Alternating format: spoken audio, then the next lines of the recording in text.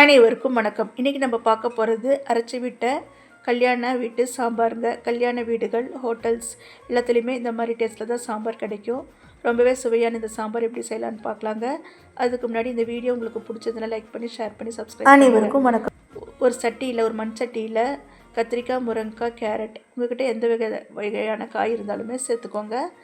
சேர்த்துட்டு அது நல்லா வேகட்டும். இதோட தக்காளி 2 சேர்த்துடலாம். இந்த கல்யாண வீட்டு சாம்பாருக்கு சீக்ரெட்டான மசாலா அரைச்சிடலாம். ஒரு கடையில் 1 டீஸ்பூன் எண்ணெய் ஊற்றுங்க. 1 டேபிள் ஸ்பூன் கடலைப்பருப்பு, 2 டீஸ்பூன் வரமல்லி, 1/2 டீஸ்பூன் ஜீரகம், 3 காஞ்ச மிளகாய், 1 கொத்து கருவேப்பிலை, 1 கைப்பிடி தேங்காய் சேர்த்துட்டு தேங்காய் நல்லா மாய்ஸ்சரைஸ் போகிற வரைக்கும் நல்லா வறுத்து விட்ருங்க.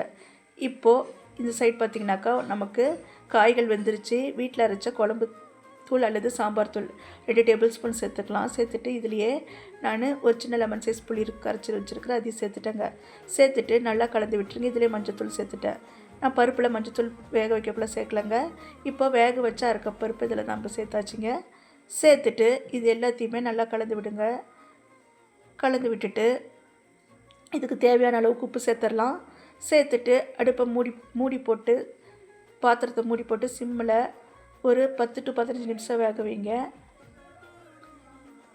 15 நிமிஷம் கழிச்சு ஓப்பன் பண்ணுங்கள். சிம் அல்லது மீடியம் டு லோ. 15 நிமிஷம் கழிச்சு ஓப்பன் பண்ணுங்கள். ஓப்பன் பண்ணிவிட்டு நம்ம அரைச்சி வச்சுருந்த அந்த மசாலாவை சேர்த்துடலாம். சேர்த்துட்டு அதை நல்லா கலந்து விட்டுட்டு மிக்ஸி ஜார் அலசி ஒரு 1/2 கப் தண்ணி மட்டும் சேர்த்துடலாங்க. சேர்த்துட்டு நல்லா கலந்து விட்டுருங்க. ரொம்ப அந்த சாம்பார் திக்காக இருந்தாலும் நல்லா இருக்காது, ரொம்ப நீர்க்க இருந்தாலும் நல்லா இருக்காதுங்க. மீடியமாக நீங்கள் வச்சுக்கோங்க. ஊற்றி சாப்பிட்ற அளவுக்கு ஒரு கைப்பிடி கொத்தமல்லி தழை சேர்த்தாச்சு. சேர்த்துட்டு இதையும் ஒரு 5 நிமிஷம் கொதிக்க வைக்கலாம்.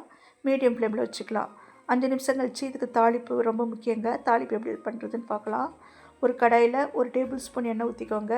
கடுகு, வெந்தயம், ஜீரகம் 3மே நல்லா பொரியட்டும். இதில் பெருங்காயம் சேர்த்துடலாம். 2 கைப்பிடி வெங்காயம் சேர்த்துடலாங்க. சின்ன வெங்காயம் என்கிட்ட இல்லை, அதனால பெரிய வெங்காயம் சேர்த்துனேன். 2 காஞ்ச மிளகாய், 1 கொத்து கருவேப்பிலை சேர்த்துட்டு நம்ம சாம்பாரில் ஊற்றிடலாங்க. அவ்வளோதாங்க, சூப்பரான மேரேஜ் ஸ்டைல் சாம்பார் ரெடி ஆயிடுச்சு. நன்றி, வணக்கம்.